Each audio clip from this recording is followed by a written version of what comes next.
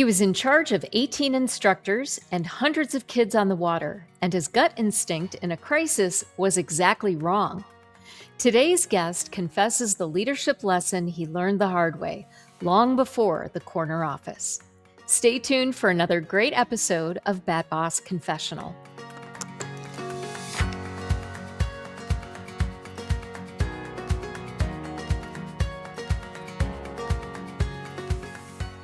Hi, I'm Beth Fahey, and this is Bad Boss Confessional, where real leaders get honest about the mistakes that made them better. Before we dive in, a quick thank you to our sponsors for making this show possible. Do you love running on EOS? Try Strutty, the EOS platform people love. Native integrations and extra features help you manage people, projects, process, and engagement. Connected to your favorite EOS tools and all in one place. You love EOS. It's time to love the platform you're running it on. Try Strutty free at strutty.com. That's STRETY.com. Strutty, the EOS platform people love. Let's be honest, hiring the right people is hard. That's why I love Titus Talent Strategies. Their whole person hiring approach helps you find and keep A players who align with your values, and they back it with an industry-leading guarantee. Best part? Titus Talent Strategies is included in the entrepreneurial toolkit for companies running on EOS. Check them out at titustalent.com/EOS. Michael Hennon has built a career distilling complexity into clear decisions, from analyzing global economics for the CIA and Deloitte to leading a multi-million-dollar tech modernization for a major bank to serving as CEO of a payroll HR company where he drove 30% revenue surge. Now, as an EOS implementer, he brings that same elite corporate discipline to growing small and mid-sized companies. Welcome to Bad Boss Confessional, Michael. Thanks, Beth. So good to be here, and thanks for having me. You bet. So I found out just before the podcast that you're in one of my favorite places, Costa Rica, and you had just gotten out of the water just before the podcast. That's right. Yeah, the hair's still wet and salt is drying, but I'm here and ready to go. And we're all super jelly right now because we'd love to be you. So you've had quite an interesting career. You've done a lot of different things, and I'm wondering if you could give us a brief rundown of your career before you became an EOS implementer.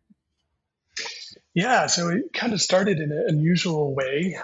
Graduated from college and went to work briefly on Wall Street as a research analyst and decided that was not for me pretty fast, and went out and became a sailing instructor and coached kids on the water for several years, managing sailing programs.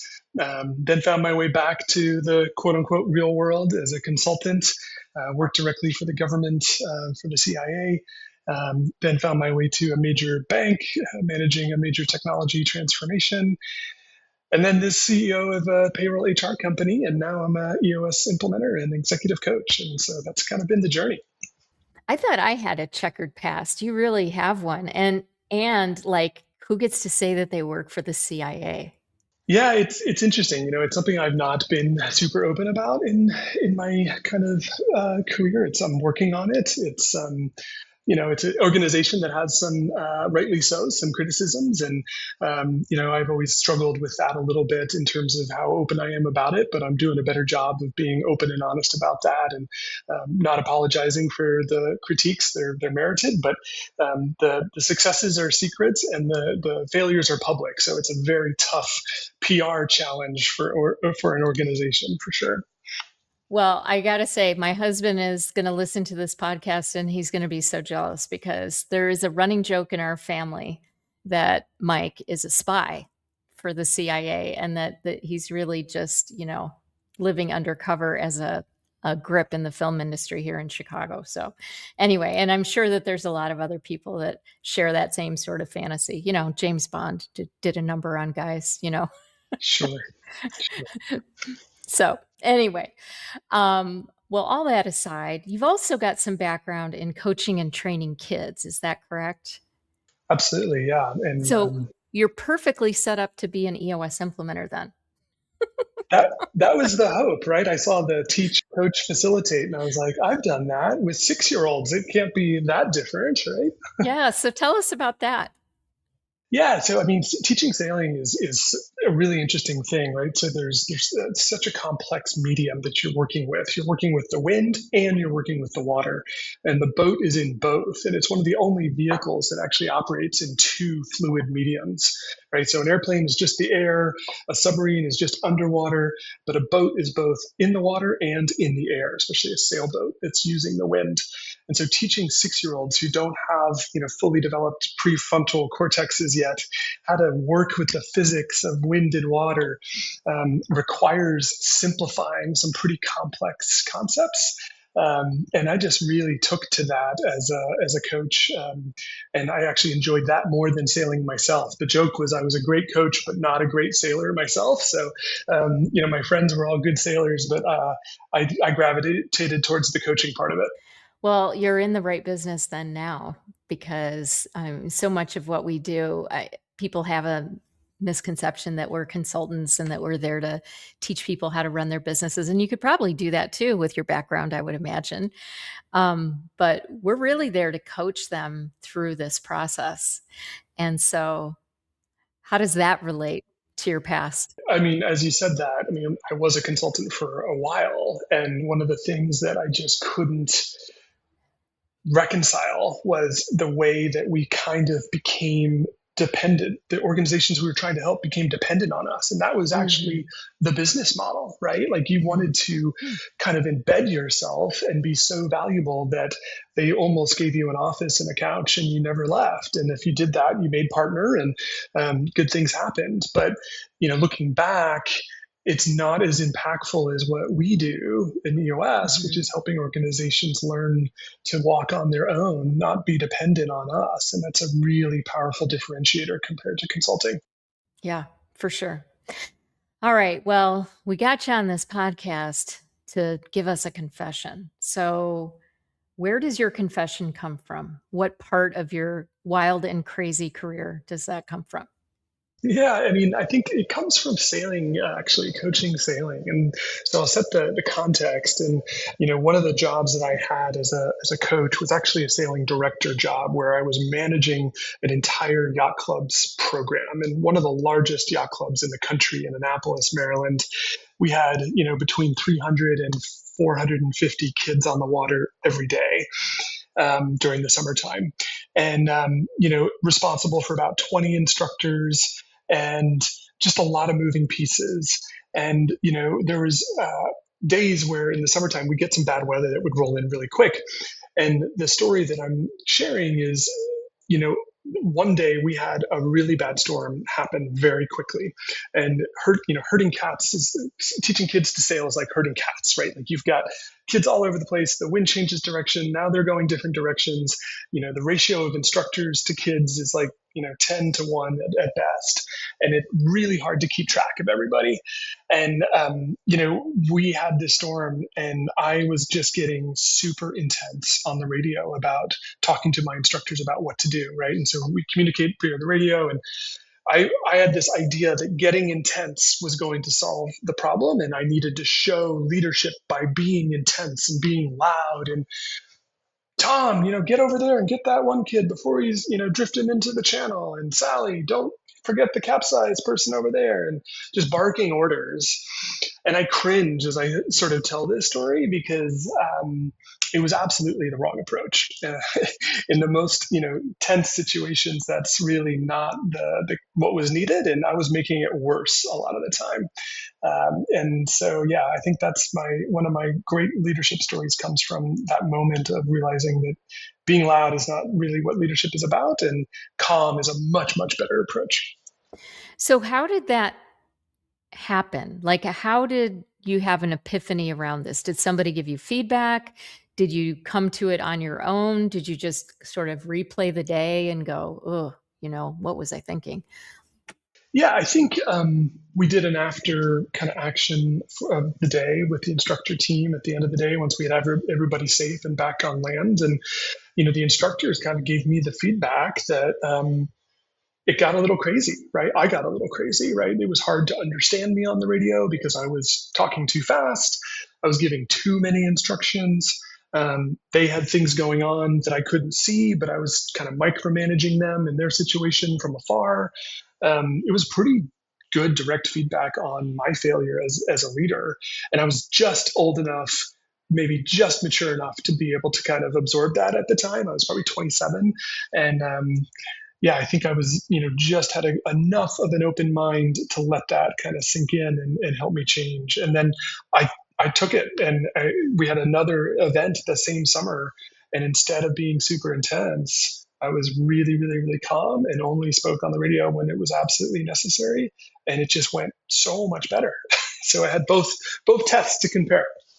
Wow, that's good. You're a quick learner then. I hope so. I mean, it was serious, right? I mean, I think where the intensity came from is, the kids in the when the boat capsizes and the kids are in the water, you can lose control of the situation pretty quickly, and the safety of the kids is an issue. And I can remember seeing a kid stuck under a boat and kind of just getting his head up every like 30 seconds to get some air, and I couldn't get to him because I had another kid that I was helping, and I just knew in the back of my head that that kid had, a minute or two before he just ran out of energy and wasn't able to keep his head above the water. And, that weighs on you. Right. And, so yeah, it was intense, and we got through it though. Yeah. Wow. What a story. So, you know, most of us are not out there saving lives, right? With our businesses, although it feels like, I think to some of us that, we're doing something that serious, and, the intensity can get pretty high for some of our clients. And, maybe you've had that show up again in other places. Has that ever happened to you again since the incident with the sailboats? Definitely. Yeah. I mean, I would say that learning was really important in other high pressure situations in my life and in my roles. And a place where that showed up was definitely working for the government and around very sensitive and serious security issues, and being able to kind of be measured and calm in situations that weren't, put me in places I wouldn't have otherwise been able to be in, right? Like it was definitely more important than where I went to school. It was more important than what I studied. To be able to carry myself with a sense of calm despite the situation being anything but, became a really powerful tool that I had, and it helped me enormously. Did you ever slip back though? I mean, because I know, like for me, I would always slip back into certain behaviors, even though I knew it intellectually, like, don't do this anymore. That's a bad idea. I mean, it would happen sometimes, and it's like something takes control of your body, and you can't, like you're watching a movie of yourself. Yeah, yeah. I think it's always been something that I've been working on, and I think there have been moments as a parent. I've noticed myself slipping back with my kids, right? Like, I'll catch myself kind of being like, "Don't throw the thing in the back of the car," and instead of being calm, and I'm like, "Wow, I didn't exercise that self control there the way I Yeah. should have it, or did in the workplace." But um, I think the self awareness is just a constant work in progress. You're never really Mhm. done with it, right? And especially on something like this. And for me, I'm a quiet person by nature, which is what's ironic.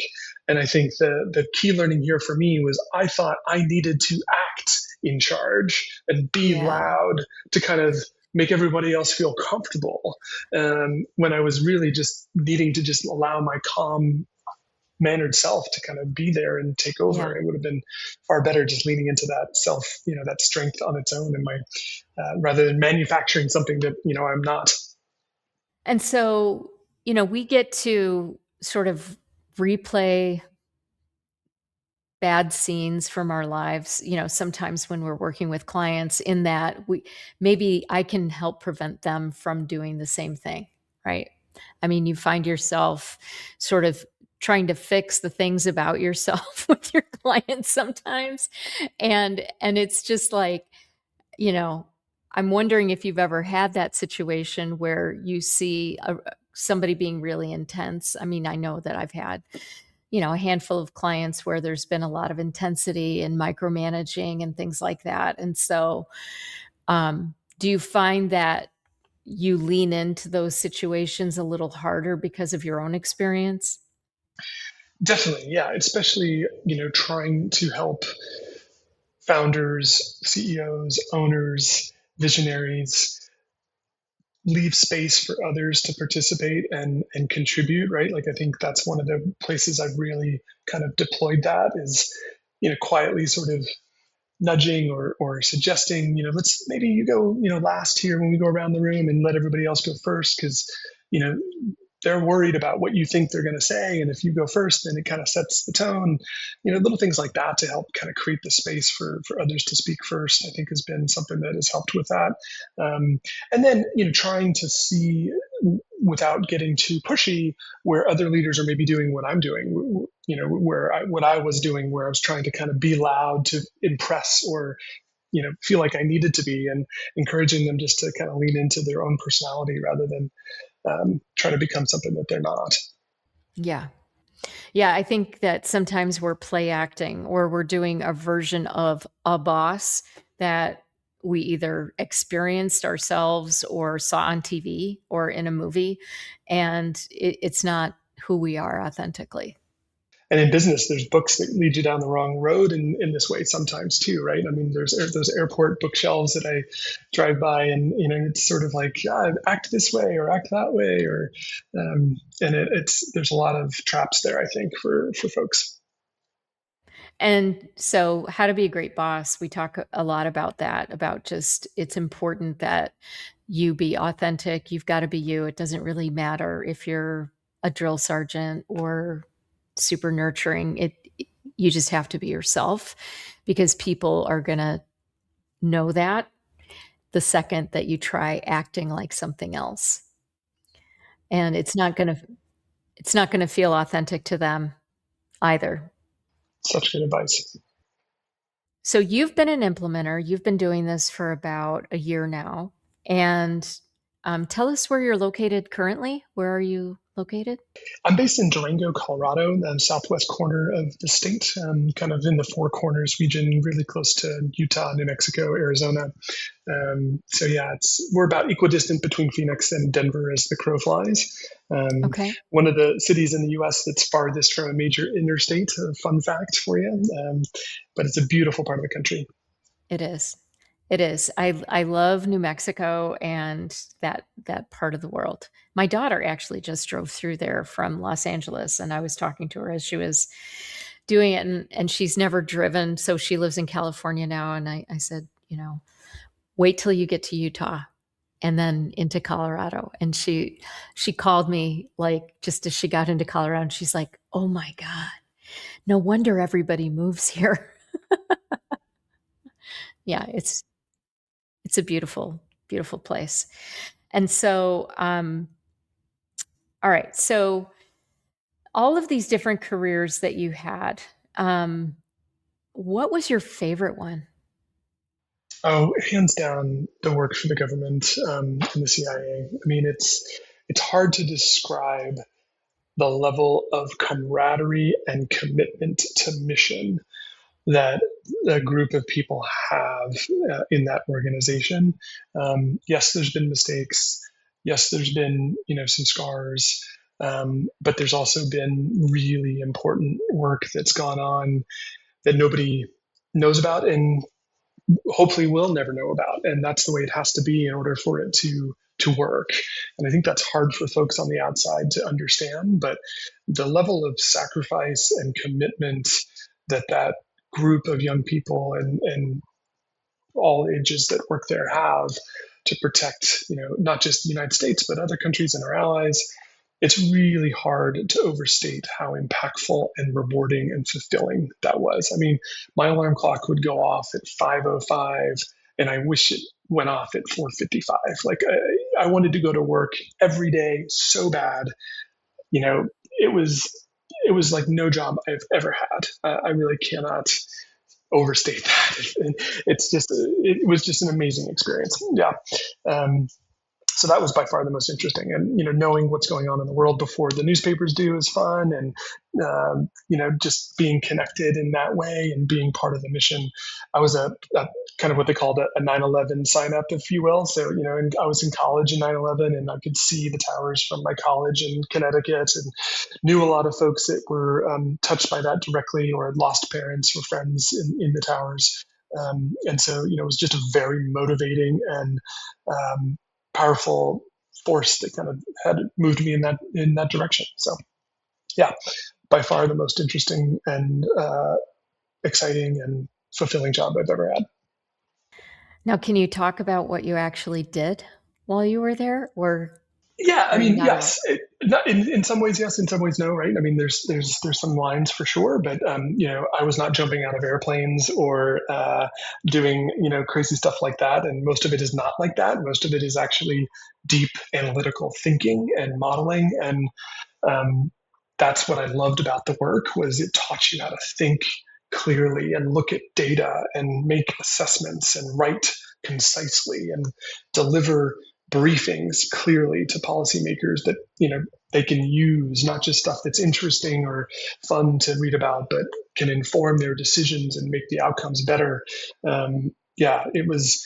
I'll give you an example. So one of the things that we did was we tracked economic growth really carefully around the world, especially in China, because slight movements of China's economy impact the entire world. So if China's growth is just 1% more than we expect, they consume millions of barrels of oil more than we expect, which impacts the oil price, which impacts inflation and our economy. And so there's all these moving pieces to knowing what's going to happen that can help you be more prepared and make better policy decisions. And that was just fascinating work to do, especially at that time when China was growing and still is growing. But at that time, they were just growing like bonanza. And it was just so much fun to try to figure out what's going on here because the data that they report is not always accurate. And sometimes our data is not accurate either. It's not necessarily a shot at them. It's just kind of hard data to get at. So we'd have to build these models to try to say, okay, what's going to happen here? And what are the scenarios and the likelihoods of these things happening? And which one do we think is most likely and why? And yeah, that was part of the work. Wow. And so this taking the complex and making it simple, it sounds like that was a big part of what you did, Yeah, right? because the second part is you have to make it actionable for policymakers to consume, right? You cannot come in with a 50 slide deck to the Secretary of State and say, "I'm going to talk to you about China's economy for 4 hours." The time is just not there, right? You might have 4 minutes, and so distilling the core message and the key points was super important. And if they weren't there, then you needed to not have them, right? You can't make them up. You can't guess. You can't you just put bullets to have bullets. And so you had to be very, very clear about what the message was and how it was supported by the data, and often very, very little time to deliver that. So this brings me as you're talking about this, it brings me to yet another thing that happens sometimes in level 10 meetings. It happens in our quarterly sessions, but where we go off on tangents and lots of different discussions. And one of the things that I discovered when I had a client that was in particularly just a visionary who was just really all over the place and just kind of dragged the team all over, hither and yon while he talked and he was ideating. And I discovered this thing called bottom line up front. Have you ever heard of that? It's from the intelligence community actually. Yeah. So can you talk about that? Because I think this is a fascinating way of just crystallizing what we really want people to be doing in their meetings. So tell us what that is. Yeah, so I mean, bottom line upfront is pretty straightforward. It basically you take whatever the actionable conclusion of your work or idea is, and you say it first instead of last, right? And so, most people do the opposite. They talk through their ideas, and then they spend all the attention and energy on the thought process and the little details. And, the only thing that really matters is what's the bottom line, and get to that in the beginning instead of the end. But we as people want to show our work, right? We want to say, I worked hard on this. I want you to see all my slides and all these, alternative ideas that we talked about before we got to this one. And it's just a bad use of time if you're trying to actually get to action. Yeah.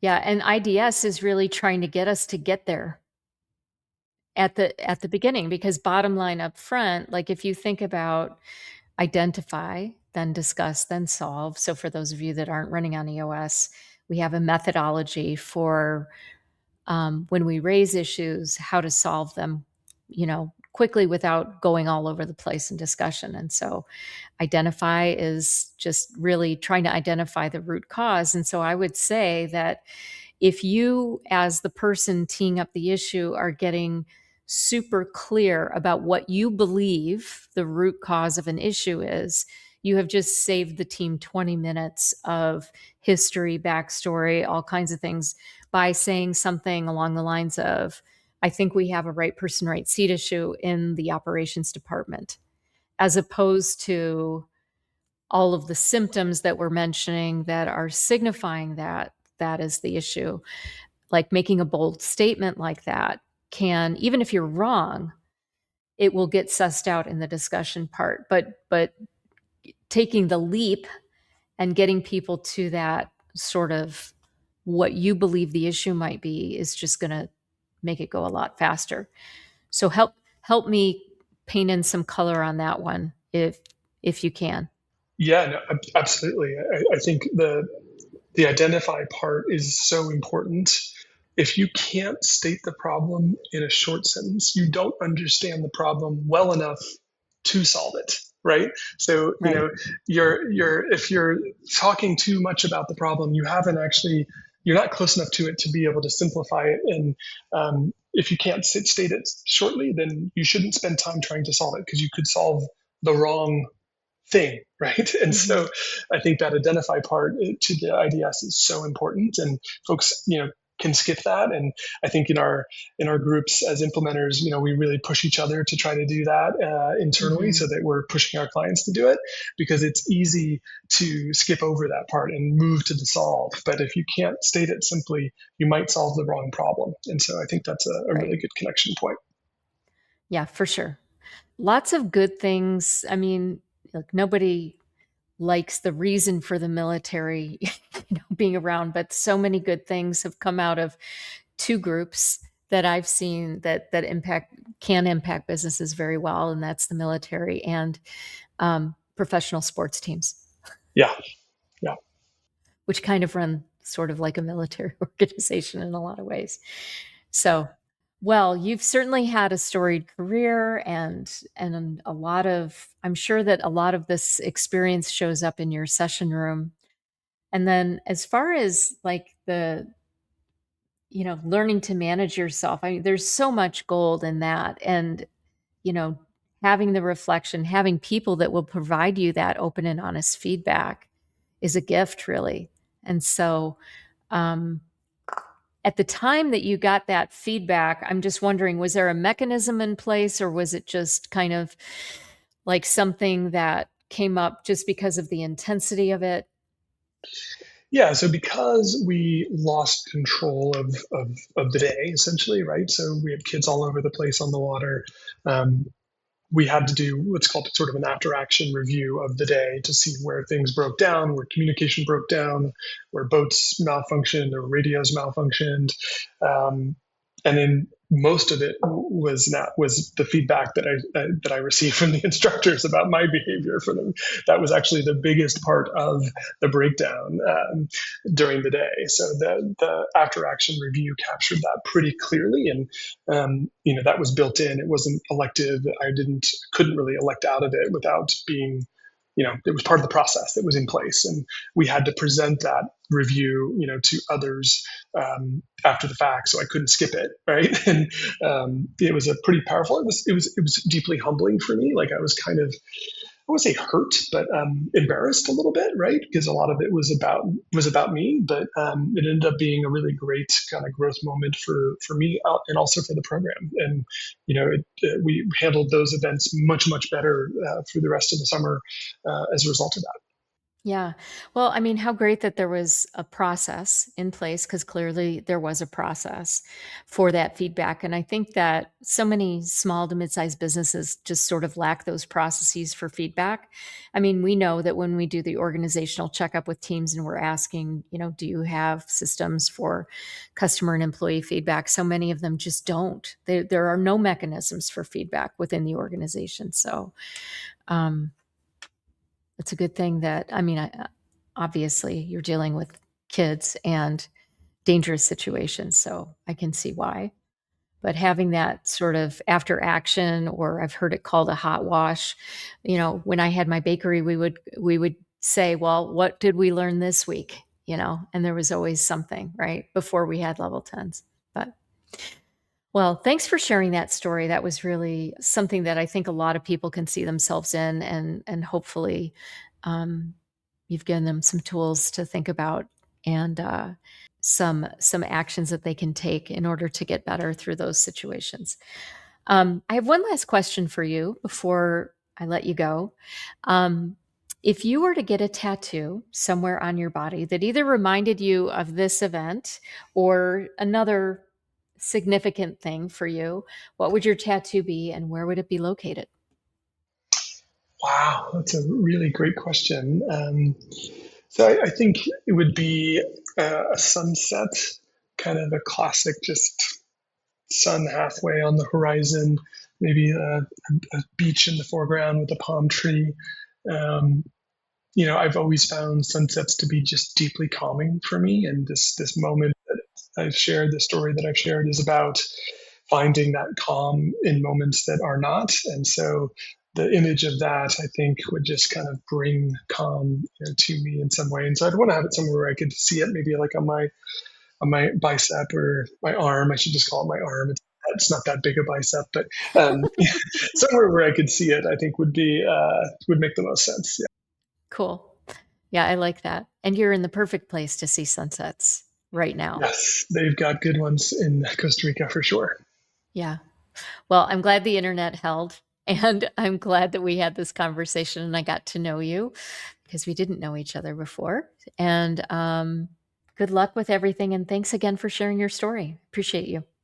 Likewise, Beth, and let me just say just how impactful your Bad Boss workshop has been for the folks at the payroll company that have taken it. Our entire leadership team is now taking it, and Oh, it's really powerful. I mean, one of the youngest employees, she's 22 years old. She said that she had the confidence to speak up at the L10 because she took that course with you. So oh, just really, really great stuff that you're doing there. oh, thank you. Thanks. It was a labor of love for sure. Well, we'll see you at a future QCE. I hope so. All right. Take care. Thanks for having me. Thanks to Michael for reminding us that you can't lead others well until you've learned to manage yourself first, and that sometimes the calm response is the strongest one in the room. If you enjoyed today's episode, please like, subscribe, and share with friends who need to hear this. Before I let you go today, I wanted to share something with you. After this episode, I'm going to be stepping away from the podcast for a little while.